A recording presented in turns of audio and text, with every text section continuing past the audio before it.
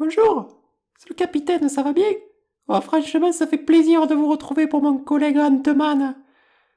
Mais bon, j'espère que cette fois il fera un peu moins de zigoto, ce con, il est fada. Bon allez, je vous laisse, bonne critique d'Ant-Man et la guêpe.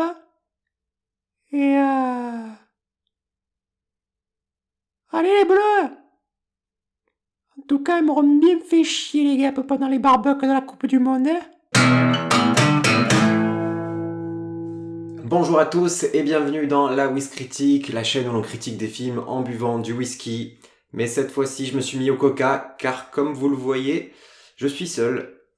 Anna n'est pas là, à moins qu'en réalité, ce soit elle, Ant-Man, et qu'elle soit trop petite pour qu'on la voie. Je vous laisse méditer sur la question. Donc pas de whisky pour cette vidéo, puisque ce serait comme une trahison de boire du whisky sans elle. Elle ne peut pas participer à cette critique car elle est trop occupée à prendre des cours de conduite, pas des cours de bonne conduite, des cours de conduite automobile. D'ailleurs, comme en témoignent ces images amateurs.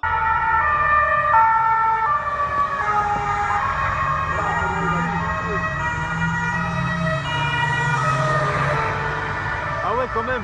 En tout cas, j'espère que vous avez bien fêté la victoire des Bleus. Nous, oui. Je suis donc allé voir Ant-Man et la guêpe, et non, ce n'est pas un documentaire animalier, mais bien un film réalisé par Peyton Reed. Et ce qu'on attend de ce film, c'est qu'il nous révèle ce qui s'est passé depuis Civil War pour Ant-Man, et même pendant Avengers Infinity War. Donc, mon avis, eh bien, j'ai trouvé que c'était un très bon Marvel.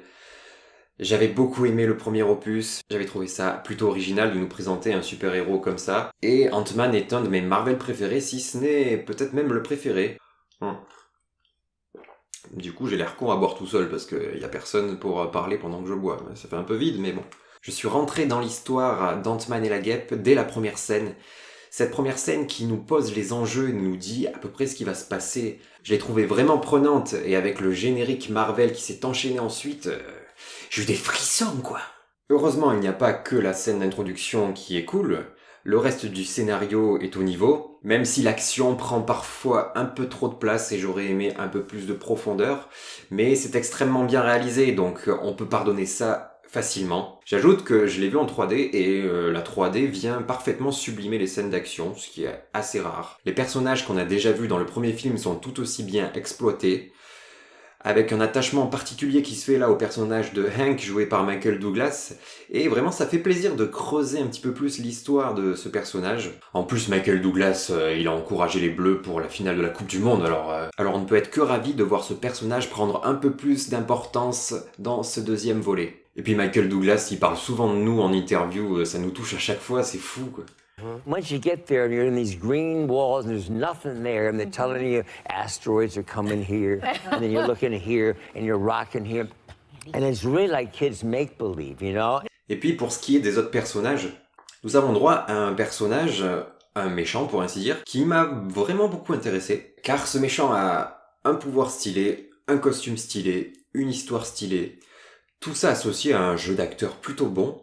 Pourtant, il est joué par un acteur ou une actrice, j'essaie de brouiller les pistes pour ne pas vous spoiler l'identité de ce méchant, qui jusqu'à présent ne m'avait pas fait rêver, notamment pour son rôle dans Ready Player One, car je considérais d'ailleurs que ce personnage était un petit peu le point faible de Ready Player One, alors que j'ai adoré ce film. Donc là, oui, agréablement surpris par ce personnage. En plus, il a un thème musical qui est vraiment pas mal, donc après, que demande le peuple ? Mais il y a aussi une histoire de malfaiteur, trafiquant de technologie qui intervient qui m'a beaucoup moins plu, je vais pas vous le cacher. Heureusement, elle met quand même en jeu cet acteur qu'on a pu voir dans Les 8 salopards ou dans Django Unchained de Quentin Tarantino, qui sauve un petit peu la mise. L'humour est toujours au top, moi j'adhère totalement. Il y a très peu de mauvaises vannes et ça fait du bien dans un Marvel. J'adore le personnage de Louis qui me vend toujours autant de rêves.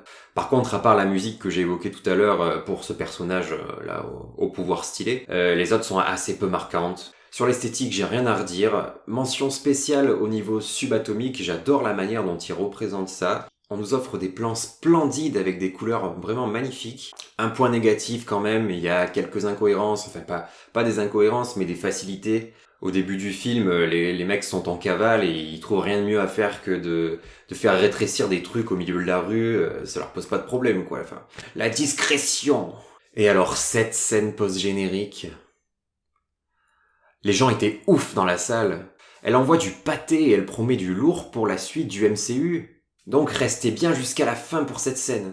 On en parle dans les commentaires de cette scène et pensez à le dire avant si vous spoilez dans les commentaires. Pour Ant-Man et la guêpe, je mettrai la note de... j'hésite entre 15 et 16. Allez, je vais mettre 16. Je sais pas quelle aurait été la note d'Anna, mais elle va le voir bientôt et je pense qu'elle va vous donner sa critique et son avis en commentaire. On vous mettra du coup ça en commentaire épinglé, je pense. Donc, si vous avez aimé Ant-Man, allez voir Ant-Man et la guêpe.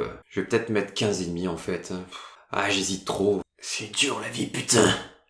Je sais qu'une critique seule, c'est moins bien qu'à deux. Mais ne vous inquiétez pas, ça devrait pas se reproduire très souvent. Je vais donc finir mon verre et je vous dis à bientôt pour de nouvelles vidéos.